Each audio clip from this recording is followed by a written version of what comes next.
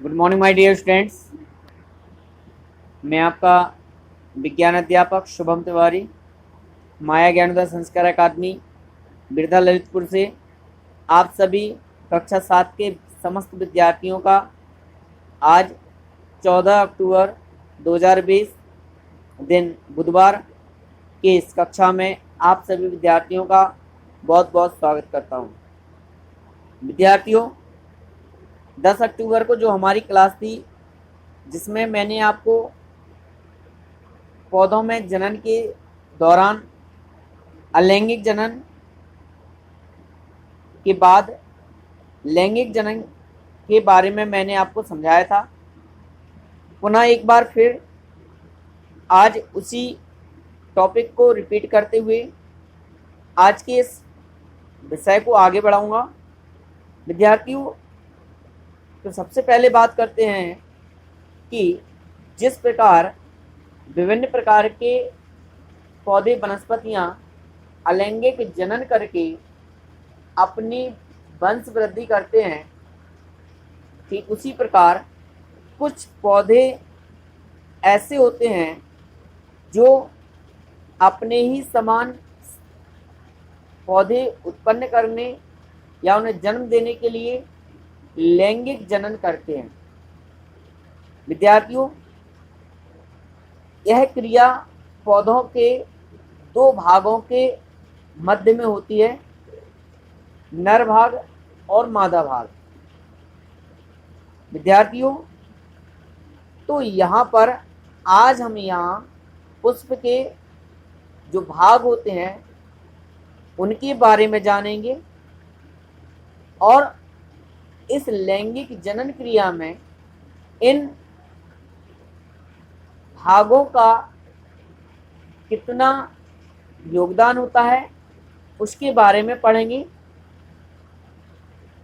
तो लैंगिक जनन की क्रिया में नर तथा मादा जनकों की भागीदारी होती है। हम सभी यह जानते हैं कि पुष्प के 4 प्रमुख बाह्यदल होते हैं। बाह्यदल मीन्स बाहरी आवरण पर जो भाग पुष्प के दिखाई देते हैं उनको बाह्यदल कहते हैं।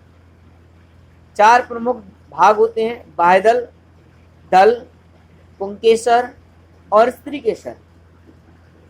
अधिकांश पौधों में पुंकेसर नर जननांग कहलाता है और स्त्रीकेसर को मादा जननांग कहते हैं।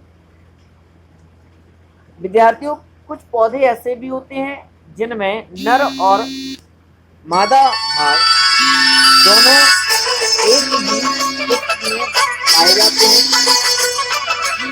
ऐसे पुष्पों को हम द्विलिंगी पुष्प कहते हैं, जैसे गुड़हल, सरसों, मकर, सेम।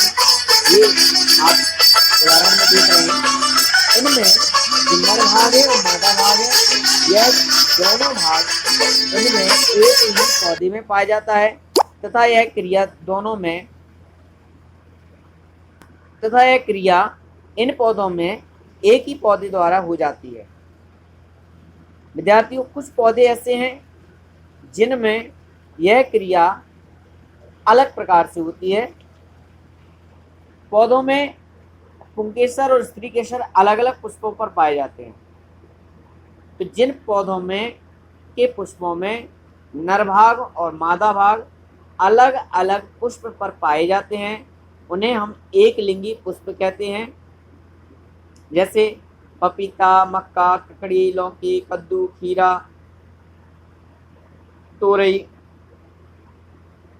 गोभी, विभिन्न प्रकार के पौधे। आइए जानते हैं पौधे के इन भागों को। नंबर 1, बाह्यदल। यहाँ पर हम समझते हैं बाह्यदल किसे कहते हैं। तो यहाँ पर ये आप देख रहे हैं, जहाँ मैं ब्रैकेट में भी बनाया ये जो भाग दिखाई दे रहा है आपको, ये यहाँ ये वाला जो हिस्सा है इसको पुष्प के पर्णवृंत जो होता है, यानी जो डाली से या शाखा से या टहनी से लगा हुआ जो भाग होता है, इस तरह का जो कलीनुमा खिल्ली दिखाई देती है, ये इसका बाह्यदल कहलाता है। इसके बाद बाह्यदल के ऊपर आप ये उभरी हुई आकृति इस तरह से देख रहे हैं। ये आकृति जैसा कि मैंने यहाँ पर बनाया हुआ है, इस आकृति को हम अंडाशय कहते हैं, पुष्प का अंडाशय भाग। और इसके पश्चात ये जो कलियां दिखाई दे रही है तंतुनुमा आकृति में, ये पुष्प का निर्माण कहलाते हैं, इनका संश्लेषण करते हैं। इसके बाद अंडाशय से होती हुई जो लंबी नलिका टाइप की जो दिखाई दे रही है, इसको कहते हैं वर्तिका। वर्तिका का जो अग्रभाग होता है, तंतुनुमा आप देख रहे हैं, इसे हम वर्तिका भी कहते हैं।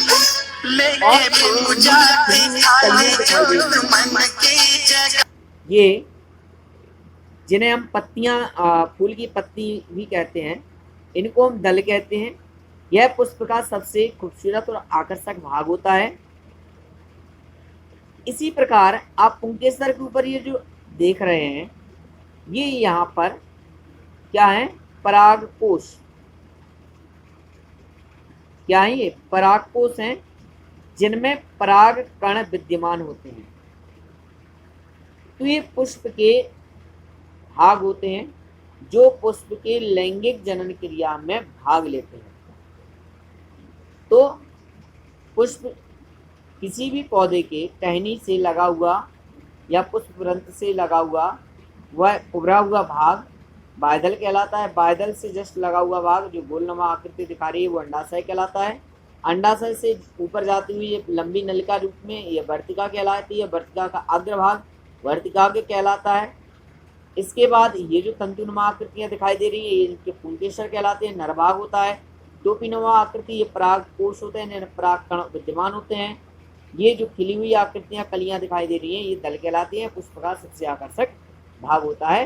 ये पुष्प के भागों के आज हमने यहाँ पर चर्चा की।